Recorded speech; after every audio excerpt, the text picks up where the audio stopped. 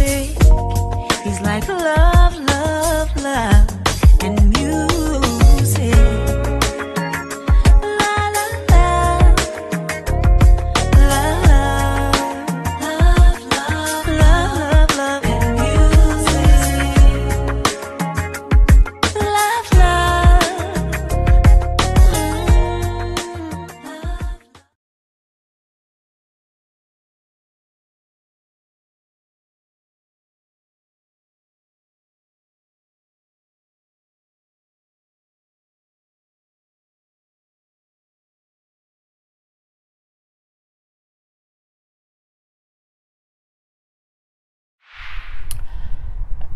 What was up? Hello, everyone. Thank you for tuning in. I am Charley. This is Charley's Corner. This is my review for Queen Sugar. This is season 3, episode 2. It was a 2-night season premiere. And, it was just getting good and everything. It's a lot going on. But I felt like Queen Sugar always has a lot going on. There's a lot of moving pieces. When I watch Queen Sugar, I can't watch it in about a little over an hour because there's so much that's kind of going on. I'll be having to rewind and be sure, and it's a lot. So I'm happy that it won't be a 2-night thing every week. I'm happy that next week will be just 1 episode, so it won't take so much time because it's 3:30 in the morning, people. Anywho, I'm gonna start off with I kind of did it in pieces because a lot of it, even though the show flowed within a particular way, I was still able to kind of put different pieces together for each character. So, we do see the beginning of Nova starting off, and she's in her house. She's going to get her morning paper, and she's looking for the story that she wrote on the teens who did the protest at the basketball game, the positive story that she did. Well, she gets the paper, she just doesn't see her story. But what she do see is a story about woke black teens cause trouble at a basketball classic, which of course gets her a little bit angry because that was not her story. So she's basically shocked because that wasn't what she wrote, and she was like, what the hell is going on? So she basically goes to see her editor, who tells her, look, I changed the story, I didn't want to tell you whatever. She's like, well, that's even worse because you changed it without even giving me a heads up. And he's like, well, I didn't want you to, talk me out of it. Which means he know he was wrong for changing. He know, that wasn't what he should have done. So she's like, I have every right to be pissed off. And he says, true, he said, but think about you're being labeled a black identity extremist. And she's like, that's kind of just a bullshit theory, a bullshit label made up by people trying to criminalize activists. And it's true, sometimes they do a thing to where they want to say if you're too black, if you're too political, if you're too this, if you're too that, if you're too for the cause, you're an extremist. And you're not, you're an activist, and that's what it is. So from there, he look, the story you did last time, the critics did love it. Yes, that is true. However, the ads, have taken a hit since you did that story. So we kind of need you to kind of lay low for a little while until we can kind of get you back on track to what you used to do, which kind of just angers her more because you're basically saying we're going to silence you because we need to make more money from the advertisers, and your stories being politically, that extremist, and being an what was the word of it? A black identity extremist, doesn't work for the advertisers. And I'm like, really, bro? You gonna see it? It was just kind of crazy, but Nova kind of just takes it, sucks it up. It's like, whatever, and she leaves. So, she then has a little sister circle meeting with her friends. This is a couple of her black girlfriends. Sometimes you get together with your friends and, kind of just woo side out and, throw different things out to what's going on and kind of get someone else's opinion. So she's basically saying how, she's thinking about quitting the job at the paper to basically focus on her book, because she just kind of does not like where things are going, how things are working out. And she kind of just feels stifled. And, from her friends, there was 3 friends of hers who kind of were on the fence both ways. One, saying how, you don't want to quit a job, which is a guaranteed paycheck, it's stability, it's your job, you've been there for a while, and, your ears to the street, they have your voice. But at the same, let's my camera keep going in and out. That's weird. Let's hope it doesn't act crazy.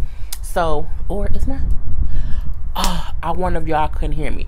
I'm finna pause this, and if y'all if I was low, I'm going to just have to just start all over. Damn it. Hold on. Pause. I don't know what was going on, but you seem like y'all can hear me, so we're going to leave it where it is, and it's going to be what it's going to be. Anyway, so yeah, she was talking to her friends, and they were kind of like, it's a steady paycheck, it's stability, what if your book doesn't sell? And it's, the other friend, like, of course her book is going to sell. You have to sometimes step out on a limb, believe in yourself and kind of do you. And sometimes you just have to, and then also like sometimes you have to, stick it out where you are to compromise. And so it was basically just different opinions on what she could do. I'm pretty sure it's the things that she also thought about too, but now she's just hearing it from her friends as well. And, I agree with the thing on stepping out on faith. Sometimes you have to step out on faith when you really want to do something and when it really makes sense. I would never tell someone, oh no, step out on faith and quit your job, don't have nothing else lined up, don't have no money saved, no. Step out on faith when you are still going to be able to sustain your cost of living. You can't want to go broke and be homeless because you won't step out on faith. You have to still, kind of prepare yourself to be out on that limb, okay, for at least for a little while. So they do let her know, like, no matter what your decision is, we're going to support you. So we do see her later on, like, looking through articles that she's written before, and she's kind of just feeling just good about the fact that she's written these stories, and they're few and far between, but they're still great stories. So she, at that point in time, decides to kind of, I'm going to call my editor and say, hey, I'm going to come in to talk about my next story. So I know I'm going to have to kind of concede and do something that they want me to do in order to still be here, and I guess I can do that for the time being. So that was kind of, her part of the story initially. So, the next person kind of be shocked was Anvat. She's at the grocery store visiting the guy who bought her pies. And he tells, like, your pies sold out over the holiday, like they're all gone, and we didn't even have them on display. We had them, like, next to the milk display, next to the refrigerator display, next to the cheese wheels. It was over in the corner somewhere. So he's like, but it still sold out more than anything else they had in the area or whatever. So he's like, we want to put your pies in a prime place. And I'm like, when you go to the grocery store, you do see how certain displays, like, you will see the good expensive cookies might be on display, but the cheap little cookies might be in the aisle behind and stuff. Or you will see the good chips out on display and the kind of little cheap stuff, so it's a thing of when you do see the different things that are set up for people to see outright to try to get them to buy quicker. So he wants to put her pies in a prime place, Anvat's pies or whatever they called it was going to be. And so he's like, I want to double the order that I had last time. I want to pay you an additional 25%, for the additional pies. And she like, okay, bet, gotcha, no problem. We going to do it. We going to get her done. And so, from there we do see, back at the house, her and Hollywood sitting around, and she's basically trying to get these pies done. She waiting on her pie pants to come in. She's waiting for a little mailman or whatever. When the mailman come up, it ain't her pies. Her pie pants is actually Hollywood's settlement check. And I'm like, okay, Hollywood got some money. And he like, all right, we finna go to the bank, put this in the bank or whatever, and we gonna go shopping. And she like, no, that ain't what we gonna do. We said before that this money was not gonna change us. We're gonna stick to that. And plus, I gotta bake my pies. My business is still my business. Where Hollywood is excited to have this extra flow of money, and he kind of wants to celebrate with it. So she said, listen, we'll celebrate later, and now I give you a little private dance. You know what I'm saying? She did a little shimmy. She shook a little shimmy or whatever. She want to be a private dancer, dancing for money. Do what you want me. Okay, I'm sorry, Tina Turner. Anyway, so she's like, we could do that later on or whatever. He like, okay, I got you. That's cool. Next, it's a new harvest season. So we kind of can see how much time has passed, because the last episode, it was the last season, which did not go so well. Now it's a whole new season of harvesting for the, for the farmers and everything. And, when Charley walks into the, how they have the early morning breakfast for all the farmers who's going to be, milling or whatever, Charley comes in, they kind of, oh, yeah. I'm like, what they clapping for? And we find out that the people who kind of left them last season has came back this season to work with her, you know, despite all the rigmarole and the craziness that happened last season. And she's kind of like, you know, I'm happy y'all all came back, that y'all are all putting y'all faith into Queen Sugar, you know, to meal with us this year. And, you know, you guys all have a fixed rate, a fixed discounted rate for the next 5 years. So at this point, remember, Sam owns Queen Sugar, but well, I have to call her Ella, Lord Jesus. But Charley is the face of it. So no one is aware on the business side. They're still doing business with the Landry. It's just the face of, you know, Charley Borderline. So, you know, they all happy go lucky. But Remy's sitting there, and Remy know the real. And he don't look too happy. Like, man, she just really lying to people. So, you know, her and him have a little bit of a conversation. He like, you know, you basically tricking them and have them think they milling with you, and they really milling with the Landry. You know, why not just have them go there directly or whatever? And she like, look, you know what I'm saying, I'm doing the best that I can. You know what I'm saying, I am not the enemy here. It doesn't matter as long as they are getting a break and they're milling or whatever. He like, well, it depends on what you giving up to get it. Now, see, he is pissed because he assumes, he guesses, he thinks that she's fucking Jacob. Look, Jacob creeps me out. Jacob reminds me of a person who will rape you in the alley and then look you in your face the following day and be like, I didn't touch you. He gives me the heebie-jeebies. He really, really does. And I don't like it. So at this point in time, she's like, you know, I'm the good guy. You know, I'm the good guy. And, you know, he like, well, whatever, you know, you getting your hands dirty. She's like, well, yeah, you know, sometimes when you're trying to fix things and change things, you know, you get your hands dirty. We all can't, you know what I'm saying, just play a sideline. So she feels like Remy always just plays extra nice, acts like he can't break any rules. But when you do that, sometimes nothing changes. You're just kind of following the same old. And she's like, I'm willing to get my hands, I'm willing to be the scapegoat for a minute. I'm willing to be the bad guy. I'm willing to get my hands dirty. And if it gets us the final prize, like, I can do that, and I'm going to do that, and it is what it is. So, of course, he leaves looking like, girl, whatever. So, we see Davis is back. I think Davis is cute, but Davis is a cheater. Okay? And I feel like Davis is going to, and this is not a spoiler, this is a guess based on the preview for this season. I'm going to guess Davis has some kind of secret baby or something. Like, what if Davis went away for that long to not only have surgery, but because he got somebody pregnant, she had a baby? Like, what if that? I gotta figure it out. Anyway, I just think something's gonna be up with him. He's gonna have a bigger role this season and just causing kind of havoc. So, you know, he's back, and him and Micah are talking because Micah wants to start public school. He does not want to be in private school anymore based on his experience being at that basketball game with other kids like him. I don't think sometimes parents realize if you have a African-American kid and you put them in a private school with all these other races or mainly white people, it can change their outlook or their perspective on life, and it gives them a different upbringing. Sometimes it's great, it really is, but sometimes it also hinders them into being connected to their own race because they're with, you know, for lack of a better, they with white people all day. You know what I'm saying? It's kind of weird like that. So, you know, he can kind of say how he kind of wants to go to public school to be around more people who are like him. They was like, your mama ain't gonna like it. You know, you know how she is. You know, she's wanted you to, you've been in private school your whole life, and that's kind of her, what she's always wanted for you.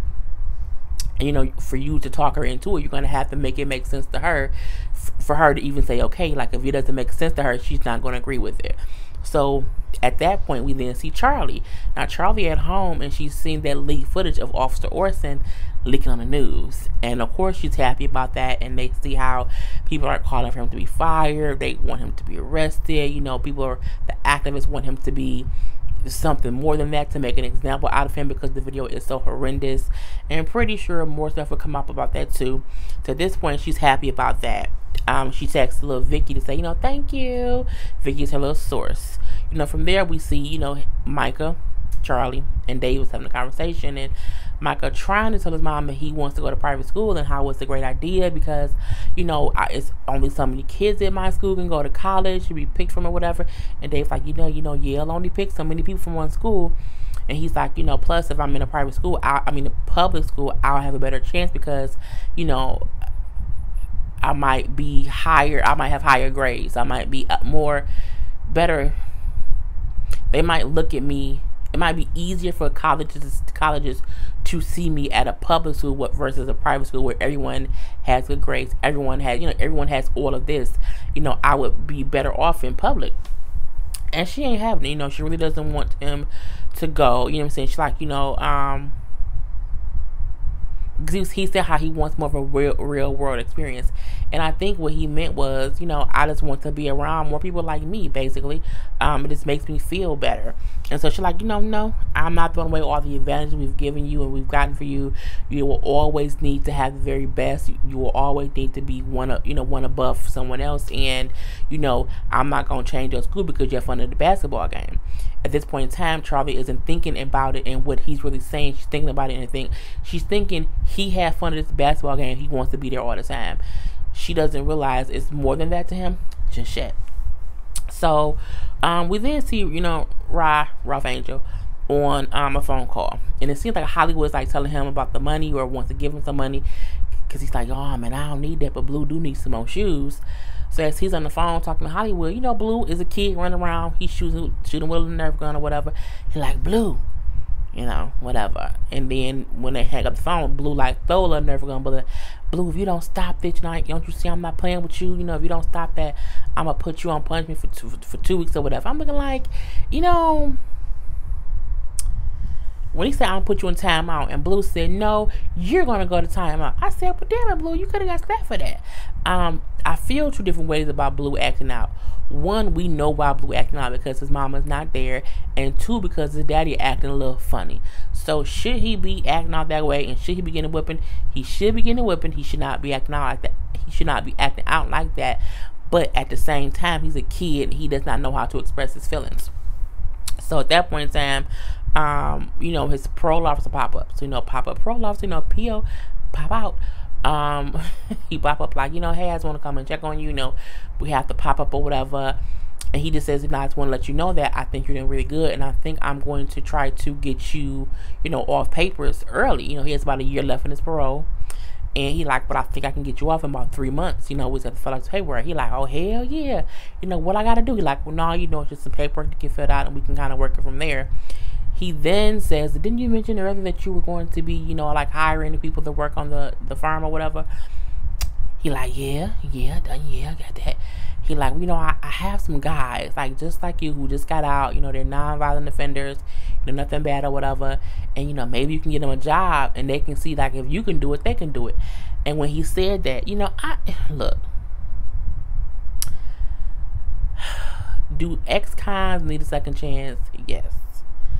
At the same time, I don't think Ralph Angel is at a point where he can handle that kind of staff. Because what if they do have issues? His attitude would be on 10. Okay, it's gonna be some fighting up in the sugarcane fields. It's gonna be real messy. So he doesn't say yes. He does not say no. He just kind of looks like, oh, okay, that's something to think about. Because again, when he came home, he needed help. He needed a job. So to think of, it's a good idea, but my thing is Ralph Angel mature enough and at a place to where he can understand what it entails to try to help and mentor and show other men who have went to prison and gotten out of prison how to change their life around? Because at this point in time, he's still struggling with his own stuff. You know what I'm saying? So it's like, is he ready? Is he not ready? I don't know. So we shall see. Aunt Vi getting stressed out a little bit because she got this big old pot order. So she's at home. We see Aunt Vi has an assistant this season who's helping her get all her pies and stuff together. And she getting stressed out because her oven is not getting hot. Now, I don't know why Aunt Vi ain't bought no new oven. Hollywood got all that money. She got the money from that man for the first order. I mean, you need a good old oven. It's like, you have to kind of get what you want to do things. But she used her own oven. So, Nova coming over like, oh, remember, you just human. You can't think you can be stupid or whatever. She's like, well, you know what? I don't want to be human. I want to be a warrior like you. I don't want to have to be just, a human person. I'm like, okay.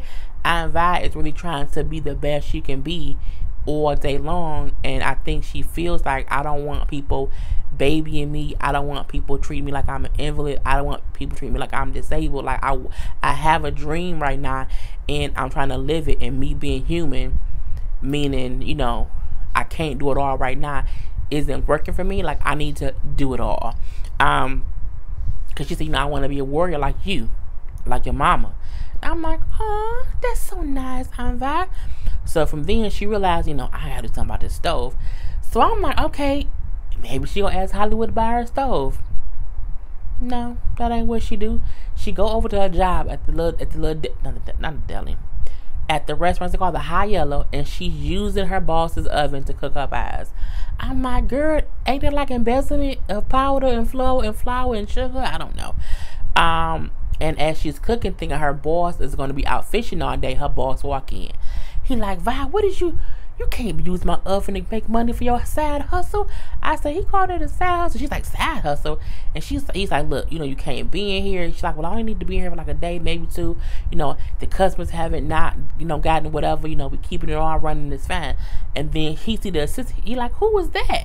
Oh, I'm her assistant. He like, she don't even work here. You know, that's a safety hazard. That's a, you know, I can't do that.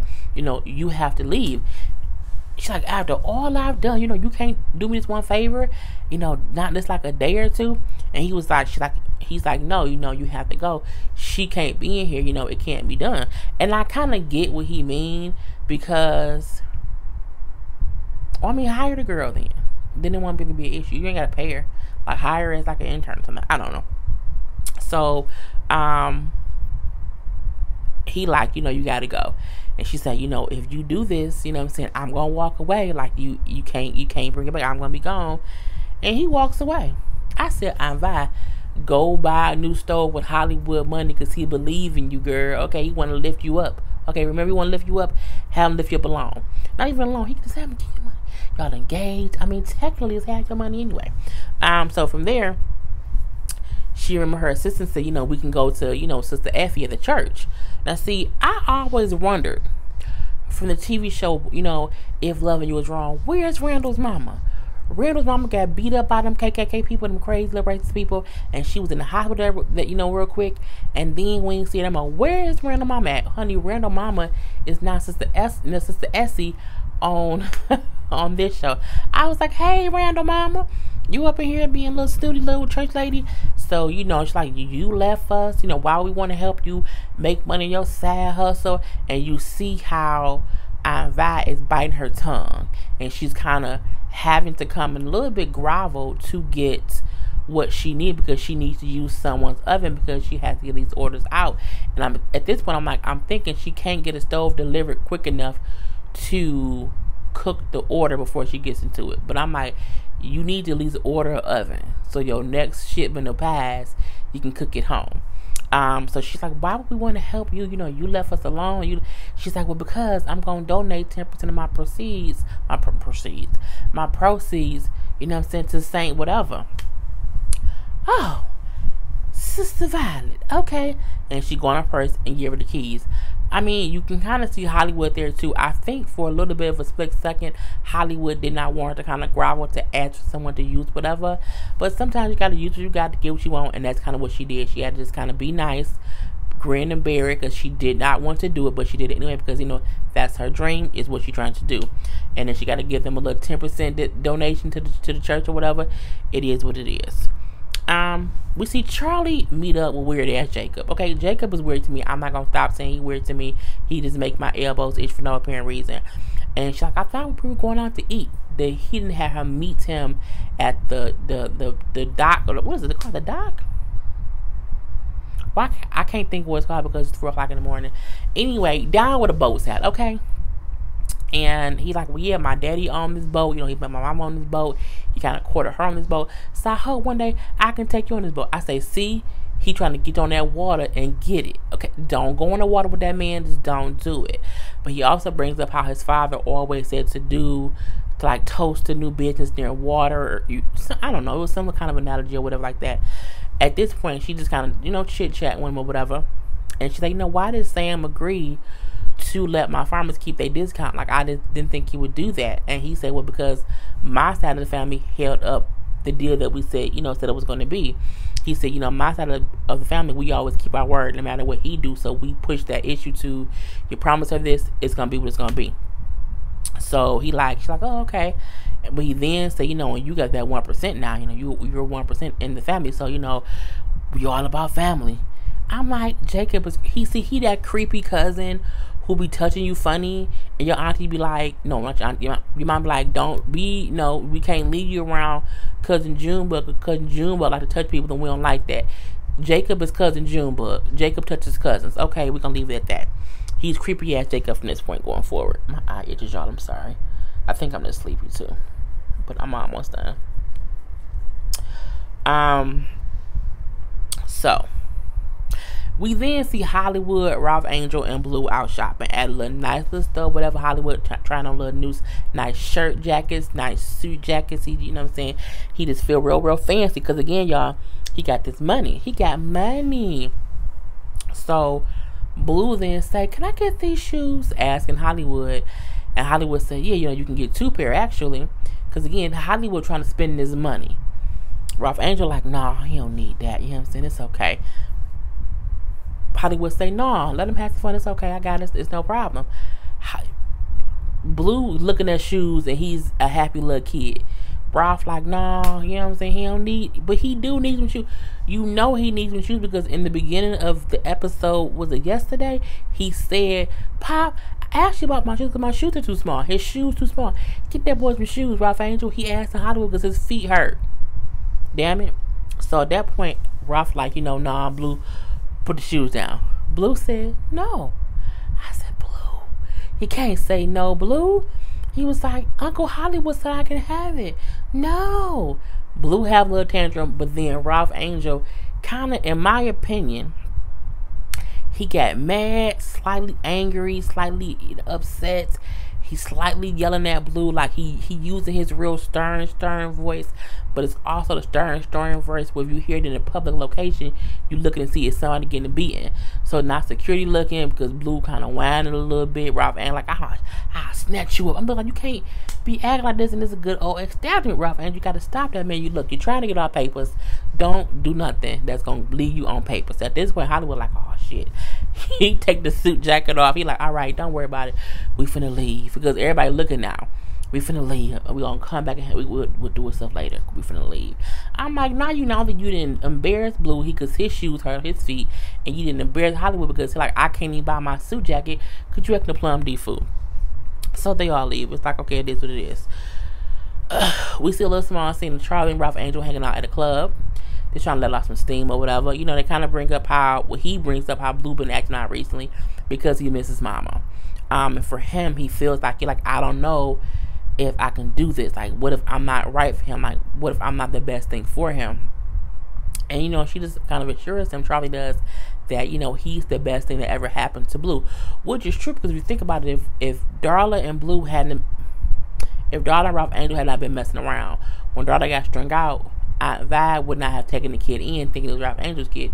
Blue would have been left to who knows what, to who knows who. So, you know, the fact that Ralph Angel was the supposed daddy was the best thing that ever happened to Blue. And Blue was, at this point, is a part of their family. So he like, you know what, you're right.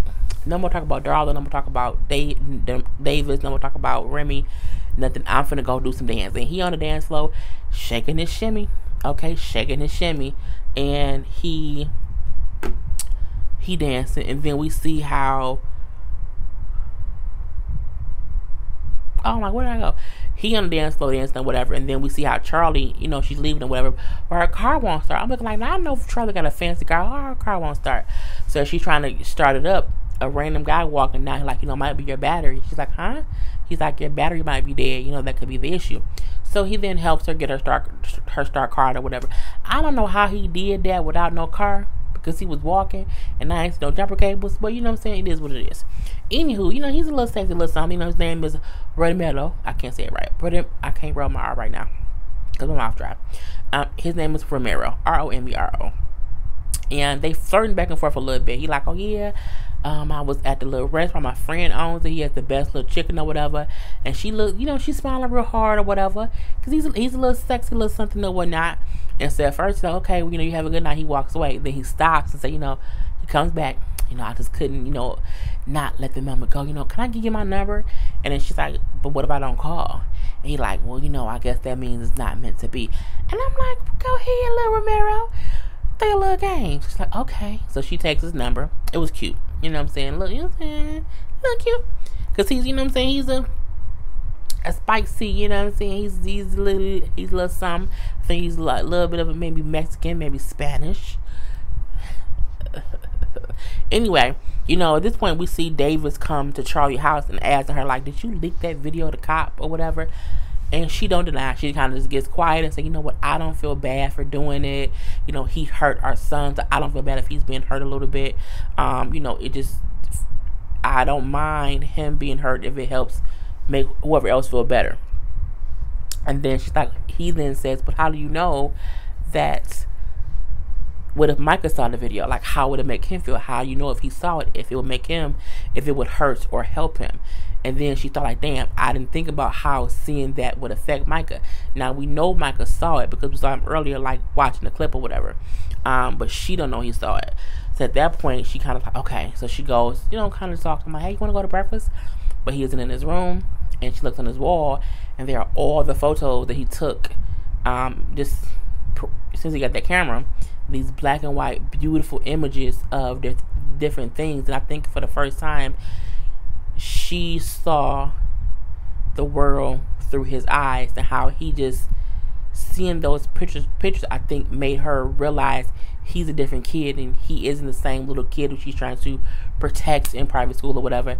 He just needs something different. You know, he comes in and say, you know, he said, you know, it just makes me feel like I belong and I don't have to explain my blackness. And that's the thing too about, you know, when you are maybe the one black kid or one of two black kids in a all white school. Oh, you're black, but you're light skinned. Oh, you're black, but your father's rich. Oh, you know what I'm saying? It's a thing of, you have to always explain, oh, you're black, but you go here. Oh, you're black, but live in a nice neighborhood. You know, it's the whole thing of, is this different? He like, you know, I just want to feel like I belong, and I feel like I belong when I'm there. So she agreed to let him try public school until, you know, something else, as long as nothing else happens. So we then see little Blue. You know, Blue coming to the kitchen. He like, Pop, am I still on timeout? Is timeout over? He's like, yeah, timeout is over. And then he says, I'm sorry for acting bad. I'm like, oh my God. Blue is so adorable. And even Ross saying to him, you know, you was acting brand new for sure, but you wasn't acting bad because you don't have a bad bone in your body. And he like, can I help do the dishes? It was a cute moment. I think that is also what Ralph Angel needed, because again, I felt like in that moment he felt Blue my son regardless. Like, it doesn't matter. But sometimes you can tell he kind of just feel like, I don't know. It just felt weirder earlier, and now I felt more organic. And I get that they had to have that little bit of tension, and Blue coming to realize that he was being bad, as he say, and now he's no longer being bad because he does love his dad. We see a little scene of Charley meeting with Vicky. Of course, Vicky's a white woman or whatever, and you know, she is kind of digging up dirt that Charley needs. And she also dug up dirt on the Landry, seeing how they have actually been, you know, in debt for the past 2 years. And she's like, well, if they're in debt, you know, how or why do they buy Queen Sugar? She's like, I don't know, but they have tons of lawyers. I'm still getting things figured out, trying to get the financials or whatever. I'll let you know. So I'm looking like, that is true. If they're in debt, how did they buy it? Like, where the money come from, bro?